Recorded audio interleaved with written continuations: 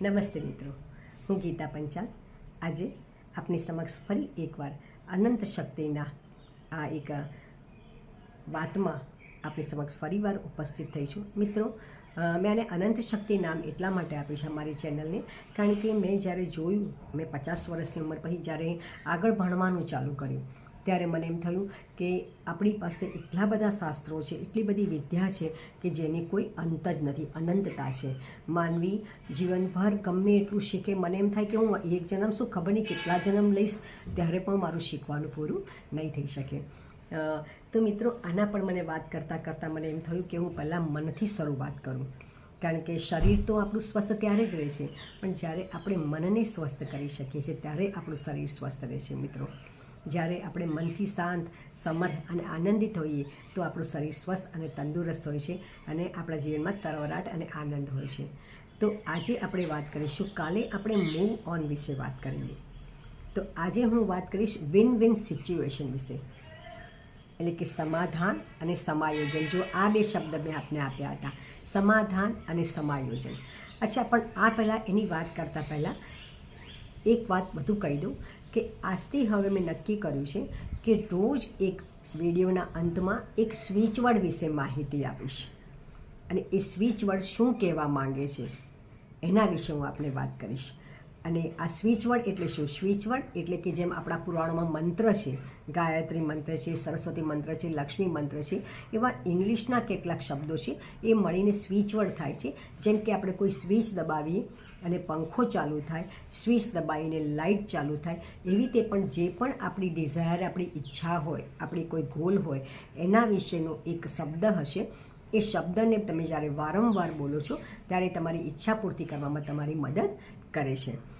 તો આજે હું આપીશ મની ફ્લો માટે, કારણ કે બધાને જરૂર બહુ છે પૈસાની આજકાલ તો, અને સારું સ્વાભાવિક છે, જીવનમાં રૂપિયા એ જરૂરી છે. આપણે એવું નથી કે જીવન નથી, પણ જરૂરી, જીવન જરૂરિયાતની વસ્તુ આજના આ સમયમાં થઈ ગઈ છે. તો એને કેવી રીતે તમે કમાઈ શકો, કેવી રીતે તમે સાચા માર્ગે મેળવી શકો, એના વિશેના એક સ્વિચવર્ડ છે જે તમે અંતમાં હું આપીશ. તો છેલ્લા અંત સુધી બના રહેજો અને જોજો, અને કંઈ પ્રશ્ન હોય તો તમે મને ચોક્કસ પૂછી શકો છો, હું આપને ચોક્કસ જવાબ આપીશ. તો મિત્રો, આજે મેં વાત કરી હતી વિન વિન સિચ્યુએશનની, સમાધાન અને સમાયોજન. તો એ શા માટે મેં વાત કરી?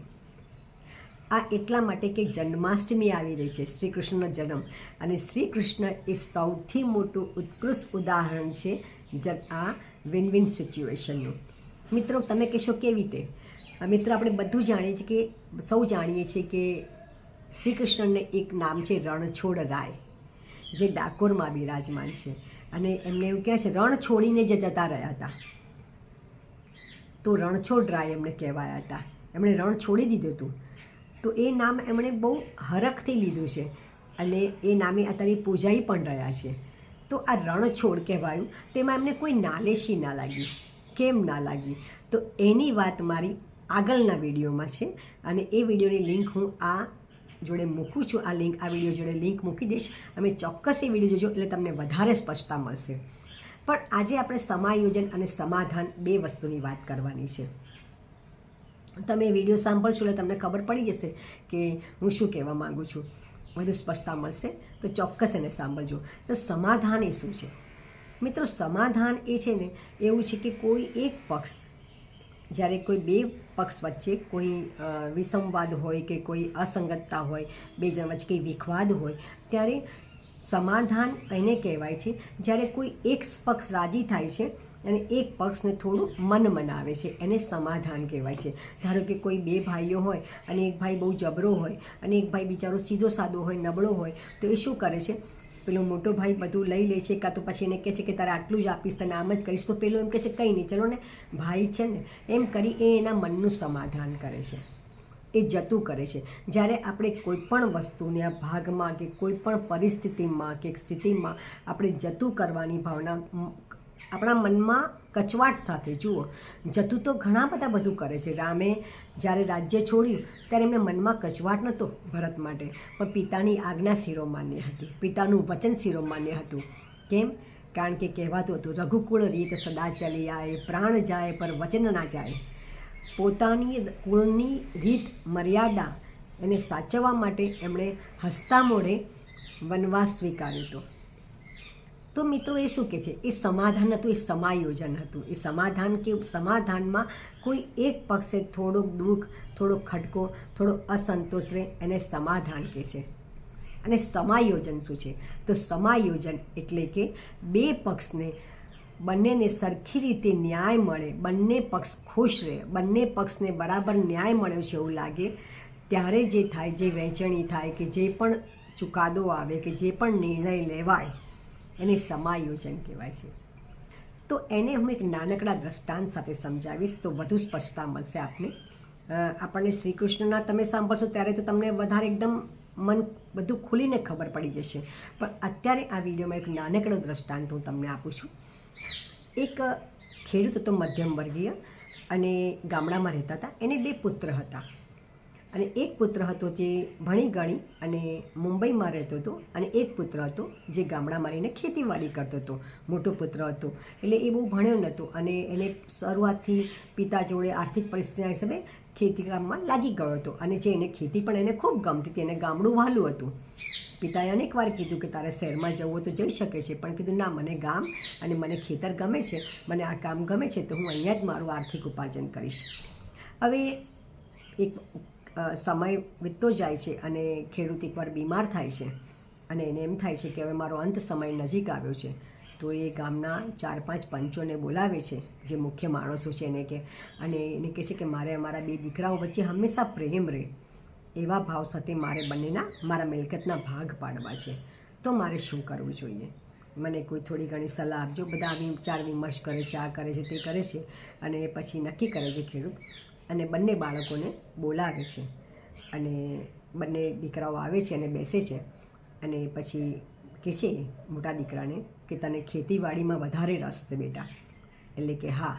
નાનાને પણ કહે છે કે તને ખેતીવાડીમાં રસ છે, એટલે પેલું કે ના, મને ખેતીવાડીમાં બહુ રસ નથી, મને ખબર પણ નથી પડતી, અમે જાણું છું, હું તો શહેરમાં રહું છું. તો અને મોટાને કહે છે કે તું ખેતીમાંથી સારું એવું કમાઈ લઈ શકીશ, એટલે કે હા. એટલે કે તો હું એવું કરું છું કે મારી પાસે 2 જ મિલકત છે, એક તો આ ઘર છે અને બીજું આ ખેતર છે. લગભગ બંનેની કિંમત સરખી જેવી થાય છે. થોડું ઘણું આગું પાછું થાય છે, એ પણ તારી બાના દાગીના છે, આપણા ઘરની થોડી રોકડ રકમ છે, એ મિલકત તમે સરખા ભાગે હું વહેંચીશ. પણ આ 2 જે મારી સ્થાવર મિલકત છે એમાંથી એક મિલકત એટલે કે આપણે ખેતર હું મોટાને આપું છું અને આ ઘર જે છે એ હું નાનાને આપું છું. તો મને આશા છે કે તમને બંનેને મારો આ ચુકાદો મંજૂર હશે, નિર્ણય મંજૂર હશે. એટલે બંને જણ થોડા વિચારમાં પડે છે. એટલે મોટો ખેતર મળવાથી તો ખુશ થાય છે, પણ એને એમ થાય છે કે તું ઘર વગર શું કરીશ પિતાજી. અને નાનો પણ ખુશ થાય છે કે મને ઘર મળી ગયું અને ઘર જોતું હતું ને, પણ કે તમે દર વર્ષે જે મારે ત્યાં જે અનાજ આવતું હતું આપણા ખેતરમાંથી એ તો મને નહીં મળે. એના મનમાં પણ એવું થાય છે. એટલે પિતા સ્પષ્ટતા કરે છે અને મોટા દીકરાને કહે છે કે જો અત્યારે હું તને આ ખેતર આપી રહ્યો છું, મારા ગયા પછી અને આ ઘર નાનાનું થશે તો તને ખબર છે કે આપણા ખેતરમાં એક નાની 2 રૂમની એક ઓયડી છે. 2 રૂમ છે જેમાં તું ને તારી પત્ની અને તારા 2 બાળકો આરામથી સમાવેશ થઈ શકશે અત્યારે.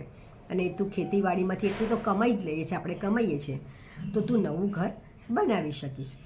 તો એ વિચારે મોટો પણ રાજી થઈ જાય છે કે હા, એવું બની શકે, મને થોડી તકલીફ પડશે થોડા ટાઈમ, પણ આ થઈ શકશે. એની પત્ની પણ રાજી હોય છે કે હા, આપણને ખેતર જોઈએ છે તો ખેતર મળી ગયું.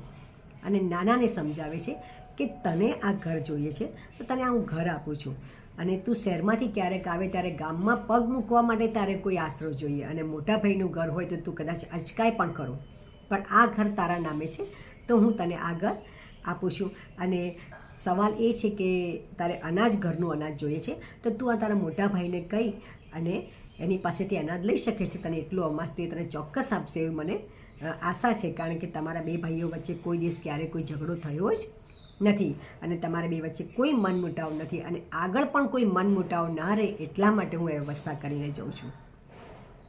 આ સાંભળી નાનો દીકરો પણ ખુશ થયો, મોટા સામે જુએ છે. તો ભાઈ કહે છે કે હા ભાઈ, હું તને ચોક્કસ મોકલાવીશ, કે 2 ગોણી મોકલાવી એમાં શું મોટી વાત છે, હું તને ચોક્કસ મોકલાવીશ. તો એ પણ ખુશ થઈ જાય છે. તો એ પણ સામે એવું કહે છે કે ના ભાઈ, તમારે ખેતરે રહેવાની જરૂર નથી, પિતાજી ના હોય તો પણ આ ઘરમાં તમે રહેજો જ્યાં સુધી તમારું નવું ઘર ના બને ત્યાં સુધી.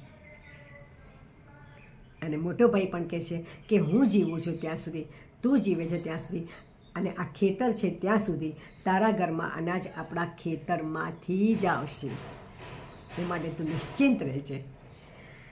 આ જોઈને ખેડૂતને બહુ સંતોષ થાય છે અને એ જ્યારે પણ મૃત્યુ પામે છે ત્યારે ખૂબ સંતોષિત મૃત્યુ પામે છે. અને બંને બાળકો વચ્ચે, બંને દીકરાઓ વચ્ચે હંમેશા પ્રેમ ભાવ રાખી અને વિદાય લે છે. ત્યારે મિત્રો આને સમાયોજન કહેવાય છે કે જેને જે જોઈતું હતું એને પ્રેમથી આપી, કોઈને ઓછું ના મળ્યું, કોઈને વધતું ના મળ્યું, બંનેને બરાબર મળ્યું.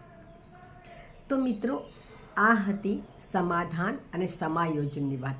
તો જ્યારે તમારે પણ કોઈ વસ્તુની વહેંચણી કરવાની આવે કે કોઈ નિર્ણય કરવાનો આવે તો સામાવાળાનું મન ના દુભાય એનું ચોક્કસ ધ્યાન રાખજો. એને સમાધાન કરવા માટે ક્યારેય કોઈને પ્રેરતા નહીં, સમાયોજન કરવાનો બરાબરનો પ્રયત્ન કરજો મિત્રો. તો આજે આ વાત કહી અને હું અહીંયા વિરમીશ. અને હું આજે આપણે જે એક સ્વિચ વર્ડની વાત કરી છે એ સ્વિચ વર્ડ વિશે જરા તમને કહી દઉં. આજે મની ફ્લો એટલે કે રૂપિયા કેમ વધે એના માટે જો મહેનત તો કરવી પડશે, પણ આ તમને સ્વિચ વર્ડનું જે એનર્જી સર્કલ છે એ તમને રસ્તો બતાવશે રૂપિયા કમાવાનો, કે ક્યાંથી મની આવી શકે, કાં તો રૂપિયા બચાવશે, બધું જ કામ કરશે. તો આ છે ટુગેધર ડિવાઇન. ટુગેધર ડિવાઇનનો મતલબ છે કે દિવ્ય ચેતનાની સાથે રહીને હું આ કામ કરું છું. Together divine, add count, bring magic. Add count, bring. Add count એ પૈસાને વધારવા માટે છે અને બ્રિંગ મેજિક એટલે કે જાદુથી ચમત્કાર કોઈ થાય. અને ચમત્કાર ક્યારે થાય? જ્યારે મન શાંત અને સમર્થ હોય ત્યારે ચમત્કાર તરફ નજર જાય. તો add count, bring magic. Together divine, add count, bring magic. આ શબ્દને આપણે 108 વાર બોલવાનો છે અને નીચેના સ્વિચ નંબર છે 520741. 520741 આ પણ એક મેજિકનો નંબર છે અને આને તમે ગમે ત્યારે ઉપયોગ કરીને બોલી શકો છો. તમારા ઘરમાં લખી શકો છો, તમારા ડેસ્કટોપ પર, બધા પર. આ ખૂબ જ ચમત્કારિક નંબર છે. અને નીચે એની નંબર છે 528 અને 808. આ મની ફ્લો માટેનો સ્વિચ નંબર છે.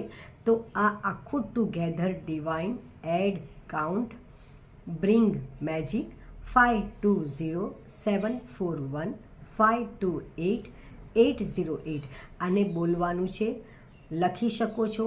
અને જે સર્કલ મેં કલર લખ્યા છે એ કલર પ્રમાણે તમારે એને દોરી અને એની પ્રિન્ટઆઉટ કાઢી આ રીતે કરી અને તમે તમારા ડેસ્ક પર, તમારા ઘરમાં, તમારા મોબાઈલ સ્ક્રીન પર બધે જ તમે એને ગમે ત્યાં રાખી શકો છો. અને આ ખૂબ એક એનર્જી સર્કલ, મહત્ત્વનું એનર્જી સર્કલ છે. તો મને આશા છે કે તમે બધા એનો સારી રીતે ઉપયોગ કરશો અને તમને વધુ કોઈ પ્રશ્ન હોય તો તમે મને ચોક્કસ એના માટે પૂછી શકો છો. હું તમને કોમેન્ટમાં જવાબ આપીશ. મને આશા છે કે આપને મારો વિડીયો ગમ્યો હશે. તો એને શેર કરજો, લાઈક કરજો અને સબસ્ક્રાઈબ કરજો મારી ચેનલને. અને વધુમાં વધુ લોકો સુધી પહોંચે એવું કામ કરજો. આપણે બધાને આર્થિક રીતે સદ્ધર રાખવાને છે, બધાને ખુશ કરવા છે અને બધાને રાજીથી, આનંદથી કેમ જીવી શકાય એના વિશે જણાવવાનું છે. તો મિત્રો ત્યાં સુધી નમસ્કાર. હું ગીતા પંચાલ. ફરી એકવાર આપણે નવા વિડીયો સાથે મળતી રહીશ. અને દરેક વિડીયો મારા જોતા રહેજો, કારણ કે હું દરેક વિડીયોમાં એક એનર્જી સર્કલ, સ્વિચ વર્ડનું એનર્જી સર્કલ મૂકવાની છું. કલર થેરાપીના નંબર્સ પણ મૂકવાની છું. હવે રોજ એક વિડીયોમાં આ મૂકાશે, તો તમે જોજો, ચોક્કસ જોજો. Thank you so much. નમસ્તે.